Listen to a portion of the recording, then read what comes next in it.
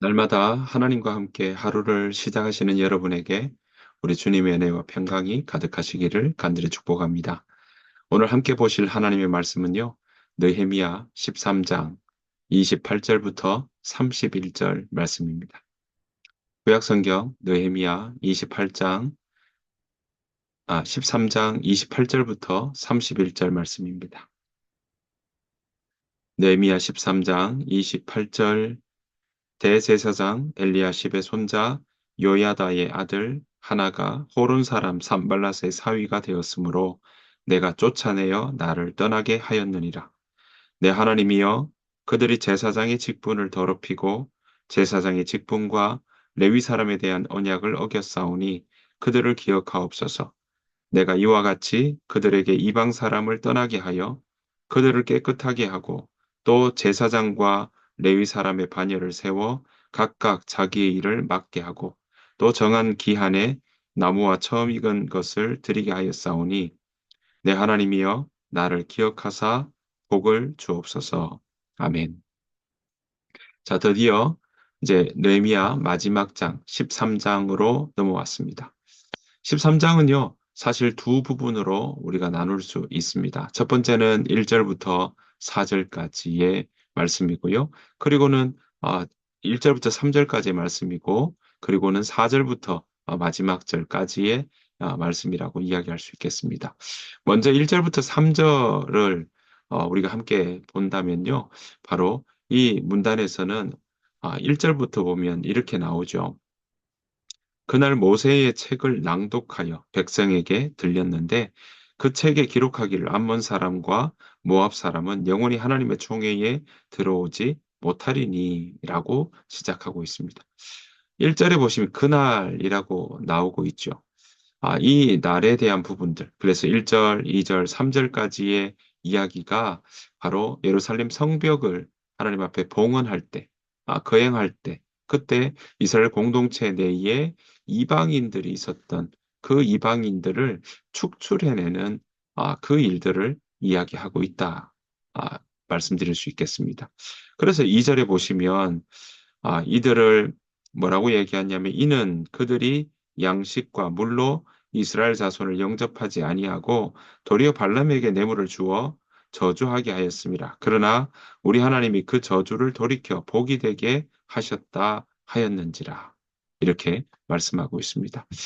그러니까 그들의 거룩한 회중으로부터 이방인들을 몰아내는 분리시키는 그런 모습들을 이야기하는데 특별히 2절의 말씀에서는요. 바로 이 암몬 사람과 모압 사람들을 제외시키는 그 규정에 대한 이야기가 신명기 26장에 나오고 있지 않습니까? 23장에 나오고 있지 않습니까? 그래서 23장 3절부터 나오는 그 본문들을 낭독하면서 그들이 어떤 행동을 해야 될지에 대한 부분을 함께 나누는 것을 보게 됩니다. 이 모습들이 어떻게 보면 성벽을 세워나간 이후에 이 마음 가운데 하나하나 공동체를 세워나가고 또 개혁해 나가는 그 임무에 대한 부분을 함께 보여주고 있습니다. 4절부터 31절의 말씀은요, 세 문단으로 크게 나눌 수가 있겠습니다. 첫 번째는 4절부터 9절까지 보면요, 도비야, 산발락과 도비야라고 할 때 그 반대하는 아주 대표적인 사람이었던 도비야가 성전 안에 머물고 있더라는 거죠. 그래서 거룩성이 훼손되었다는 부분에 대한 이야기가 하나 나오고요. 두 번째는 11조에 대한 제도에 대한 붕괴, 무너지는 것 때문에 성전 제사의 그 제도가 이름은 있으나 무실해지는, 유명무실해지는 그 모습을 함께 나누고 있고요. 그리고 안식일 준수에 대한 것을 그들이 제대로 하지 않고 있다는 이야기들을 함께 나누고 있는 것을 보게 됩니다. 자, 이러한 모습에 대해서 느헤미야는요, 개혁 조치를 해 나간다라는 것을 우리가 함께 볼 수 있는 대목이라고 말씀드릴 수 있겠습니다. 자, 이 모습들 중에 특별히 1절과 3절 우리가 이방인들을 분리시키고 또 그렇게 축출하는 사건과는 사실 4절부터 31절까지 나오는 대목과는 시기적으로 좀 간격이 있다라고 말씀드릴 수가 있겠습니다. 그 이방인들과 분리시키는 그 일들은 주전 444년 정도로 학자들은 보고 있고요. 그리고 4절부터 31절까지의 일련의 개혁의 조치들은요, 느헤미야가 일시적으로 이 페르시아로 갔다가 다시 돌아와서 그래서 주전 432년 이후에 발생한 사건이라고 그렇게 보고 있는 것입니다. 그러니까 엄밀히 이야기하면 한 12년 정도의 차이가 나는 그러한 개혁 조치다라고 말씀드릴 수가 있겠습니다. 자, 갔다 왔을 때 이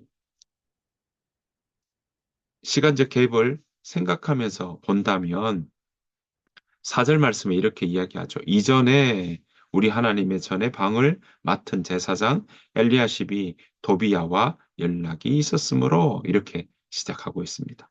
그러니까 그 이전에 이 느헤미야가 와봤더니 제사장 엘리야십이 하나님의 전 그 뜰, 그러니까 성전에 있는 골방에 예루살렘 성벽을 건축하는 일을 끊임없이 방해하고 그리고 주도적으로 그렇게 회방을 놓았던 도비야를 그 골방 안에 거하게 한 사실이 드러났던 것입니다. 여러분, 말이나 될 법한 이야기겠습니까? 성벽을 그렇게 돕지는 못할 망정 가만히 있기라도 해야 될 터인데 정말 반대하고 그리고 회방 놓고 그리고 위협하면서 성벽을 쌓아 나가고 예루살렘의 성의 모습을 온전히 유지시키고 새롭게 나가는 일에 앞장서서 반대했던 도비야가 오늘 보시는 것처럼 그 도비야가 성전의 골방에 거하게 한 사실이 있었다는 거죠. 제사장 엘리야십이 그런 일들을 맡았다라는 것을 보게 됩니다. 서로 연락하게 되고, 그래서 여기 보시면 5절, 도비야를 위하여 한 큰 방을 만들었다라고 이야기를 하고 있는 것이죠. 얼마나 많은 충격이 이 가운데 있었겠습니까? 그래서 이 모습들 가운데 아, 이 느헤미야는요 여기에 대한 조치들을 해 나갔던 것을 보게 됩니다. 7절부터 14절의 말씀 중에는 어떠냐면 하나님의 전이 레위 사람들이요 이 그 11조를 시작해서 백성들이 레위인들의 생활을 책임지도록 하는 그 의무를 제대로 하지 않으니까 레위 사람들이 이제 각각 집으로 돌아가는 일들이 있었던 거죠. 성전은 그러면 어떻게 되겠습니까? 하나님의 전이 버려진 것처럼 그렇게 되어 있었던 것입니다. 그래서 느헤미야는 바로 이 기능이 너무나도 중요하기에 예민한 성전의 기능을 회복하기 위해서 바로 도비야를 추방하고 성전에 있는 그릇과 소재물과 유향을 원래대로 그 방에 다시 들여놓는 일들을 하게 됩니다. 그것이 바로 7절부터 14절 말씀에 나오는 대목입니다. 그리고는 각기 고향으로 갔던 레위 사람들을 다시 불러 모아서 각각 자기 처소에 있게 하는 그 모습들이 이 가운데 있고요. 백성들로 하여금 그 의무도 온전히 잘 감당할 수 있도록 행하게 하고 또 성전 안에 있는 헌물들을 또 이 책임자를 세워서 그것마저도 제대로 할 수 있도록 조치를 취하는 것을 보게 됩니다. 15절부터 나오는 부분은요. 자, 7절부터 14절까지가 성전을 다시 회복하는 일이 있었다면 바로 15절부터 나오는 것은 바로 안식일을 준수하지 않는 사람들의 모습에 대해서 지적하고 있습니다. 게다가 23절부터 넘어가면 이방인과 통혼하는 네, 이 결혼하는 모습까지 이 가운데 기록하고 있더라라는 것입니다. 그래서 느헤미야는 이런 부분에 대해서 개혁을 단행하게 되고요. 성벽으로 또 성문을 다시 달고 성벽을 세워 나가는 일로 끝내는 삶이 아니라 그 가운데 끊임없이 이 공동체 가운데 일어나는 그러한 신앙의 모습들을 새롭게 개혁하고 또 새롭게 세워 나가는 그 모든 모습들이 이 가운데 있더라라는 것입니다. 그래서 오늘 뭐라고 이야기합니까? 느헤미야는 이 모든 일들을 추진하면서 우리가 주의 깊게 보아야 될 것은 무엇이냐면 바로 느헤미야가 이 모든 일을 진행하면서 하나님을 기억하고 하나님의 말씀을 마음에 두고 있더라라는 것입니다. 여러분 우리가 느헤미야 8 장에서도 본 것처럼 성벽을 세워 나가고 난 다음에 그들을 함께 공동체를 세워 나가는 가장 중요한 그 모임의 날에 무엇 했습니까? 학사 에스라를 통해서 하나님의 말씀을 듣는 일을 그 가운데 실시하고 있었다는 것이죠. 말씀을 먹고 말씀을 그 마음 가운데 받아들이기 시작하니까 백성들 가운데 개혁은 그 가운데 꿈틀거리게 되고 일어나게 되고 그들이 용기를 내게 되는 일이 발생하는 것을 보게 됩니다. 사랑하는 성도 여러분, 우리 또한 우리가 우리의 삶이 새롭게 된다.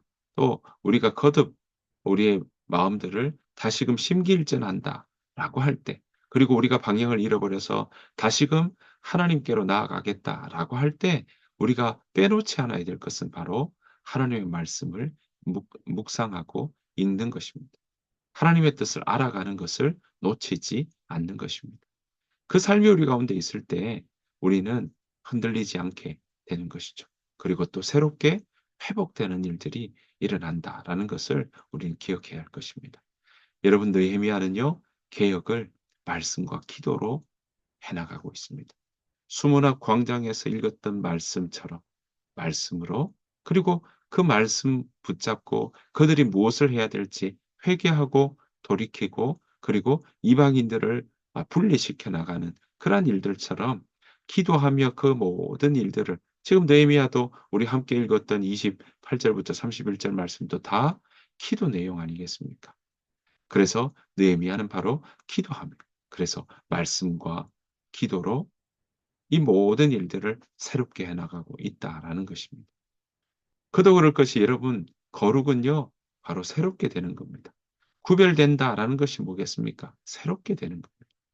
하나님 앞에 우리 마음이 말씀과 기도로 우리 마음을 새롭게 해 나가고 우리 주변에 정리되어야 될 것들, 또 우리 주변에 새롭게 해야 될 것들, 우리 주변에 다시금 힘을 얻고 일어서야 될 부분이 있다면 우리가 말씀과 기도로 서 나가야 될 줄로 믿습니다. 올 하루도 사랑하는 성도 여러분의 하루의 삶 가운데 새롭게 되는 하나님 안에서 넉넉히 이기는 그러한 귀한 하루, 복된 하루 되시기를 간절히 축복합니다. 주님께서 가르치신 기도를 마치겠습니다. 하늘에 계신 우리 아버지여, 이름이 거룩히 여김을 받으시오며 나라가 임하옵시오며 뜻이 하늘에서 이루어진 것 같이 땅에서도 이루어지이다. 오늘 우리에게 일용할 양식을 주시옵고 우리가 우리에게 죄 지은 자를 사해 준 것 같이 우리 죄를 사하여 주시옵고 우리를 시험에 들게 하지 마시옵고 다만 악에서 구하시옵소서. 나라와 권세와 영광이 아버지께 영원히 쌓옵나이다. 아멘. 오늘 주신 말씀 생각하시면서 하나님, 우리 또한 우리 각자가 말씀과 기도로 거룩하여 질 수 있도록 주님 우리를 붙잡아 주옵소서. 우리가 하나님의 자녀로 온전히 누리며 살아내는 복된 하루 되게 하여 주옵소서. 우리 그 마음으로 함께 기도하며 나가기로 합니다. 더불어 교회를 위해서도 나라를 위해서도 함께 기도해 주시기를 부탁드립니다. 우리 시간 함께 기도하며 올 하루를 시작하도록 하겠습니다. 다 같이 기도하겠습니다.